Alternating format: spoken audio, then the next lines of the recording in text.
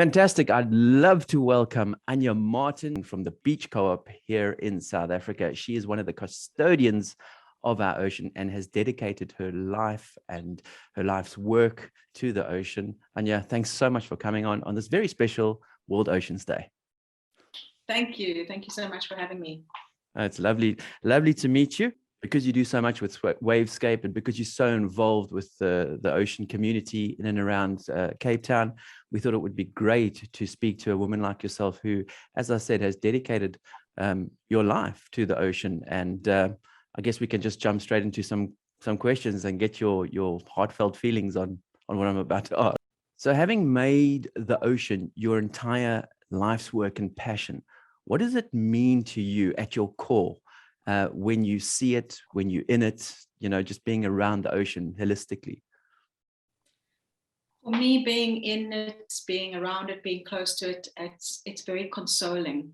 So no matter how I'm feeling, whether I be angry or sad or happy, it really holds me. And that's what I love about it. I can go to it in any phase of my life, in any mood that I'm in.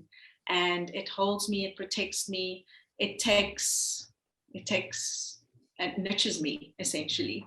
And that's what I love about it. It's a beautiful answer and beautifully put. And I think that resonates with a lot of us ocean lovers and ocean goers. And it's such a powerful energy, and it's so invigorating and revitalizing. And it is our source of total energy, I believe, on Earth. You've chosen to protect the ocean with all of your being. Okay, what would you say has been some of the biggest challenges with this route that you've chosen in your life? Well, I'd say that some of the biggest challenges are that not everyone has access to the ocean. Not everyone is able to experience it in the way that I've been lucky or fortunate enough to have experienced it. And so it becomes quite difficult to share how important and significant a role it plays in all of our lives, in the way that we breathe air. Without healthy oceans, we wouldn't be able to breathe. And because it's so vast, it's often seen as unknown. And we don't know as much as we'd like to know about the ocean, but that's also what draws me to it. And I think for most people, it can be a fearful place. It's been a scary place for me too in my life, and I know it really well and intimately. So those are some of the challenges that we face within ocean conservation and wanting to protect our oceans. And that's why there's so many beautiful upliftment initiatives happening in and around Cape Town and the South African coastline. It's a beautiful educational process that's happening and from grassroots, which again helps allay those fears that a lot of people sometimes have for the ocean. Yes, very much so.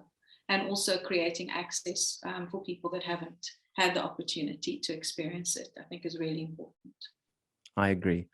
So how many days can you go without being near the ocean before you start to get a little bit fuzzy-headed or crack? I think I thought about this long and hard, and I think 3 days is probably the maximum that I would be able to push. Yeah, I mean, I've grown up in Cape Town, and I recently learned that my dad actually taught us to swim in the kelp forest.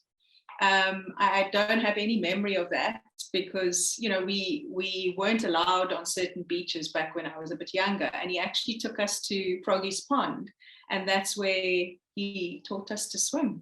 So the sea is definitely in my blood. Beautiful. What a beautiful story. And yeah, it's you are more ocean goer than I think land goer. It's almost fair to say. So let's talk about the youth. What's the best way to encourage them and to teach them about the ocean? I think sharing the wonder and the awe of our ocean is the best way to encourage people. We do regular new moon cleanups. We've been doing new moon cleanups for 7 years. I don't know how many new moons that is. I should work it out. And what I'm finding about those cleanups in particular, we chose new moon because of the tide, right? So the tide's at its lowest when we go down to the rocks at about 9 a.m. usually. And sure, we're collecting dirt and we're collecting litter, and most of it is plastic, but there's also so much life in those rock pools. And we've been able to share that biodiversity, that rich biodiversity, with everyone that comes and attends. We've seen some incredible things, lots of nudibranchs. We've even seen a single fin electric ray. Wow. So, you know, there's sea spiders. I don't know if you know about them even. Yes, but I do. yeah. So there's lots to explore, lots of excitement, and through that wonder and through that excitement, you really capture people, and therefore the need to care and protect our marine environment comes from that. And we come from one of the most biodiverse coastlines in the world. And because of that, I think the next answer to the question I'm about to ask carries a whole lot of weight. What would be your one bit of advice on this World Oceans Day that you'd like to put out there to people? Yeah, I want to actually read something from a book that I've been reading. It's called Undrowned, and it's related to care. So it goes like this. I'm wondering if we could trade the image of family for the practice of school, a unit of care where we are learning and relearning how to honor each other, how to go deep, how to take turns, how to find nourishing light again and again. So Beautiful. that's the quote, and it speaks to what I experienced this morning while I was working here on my laptop and looking out on my off the balcony onto the pier in Cork Bay, and there was a school of dolphins that just kept streaming past for almost half an hour. And I was like, wow, this is the warm up to World Ocean Day. Beautiful. What a way to usher it in, hey? Yeah, exactly. And the school, you know, this understanding of community, a sense of community, that the ocean belongs to all of us and that needs every single one of us in our different ways to play a role and to contribute to caring for our marine environment, which serves us ultimately. I just have to say a huge thanks to Aaniyah Omardien from the Beach Co-op for joining us. We're going to leave all the links down below for the Beach Co-op on this beautiful World Oceans Day. Aaniyah, thank you very much. Pleasure.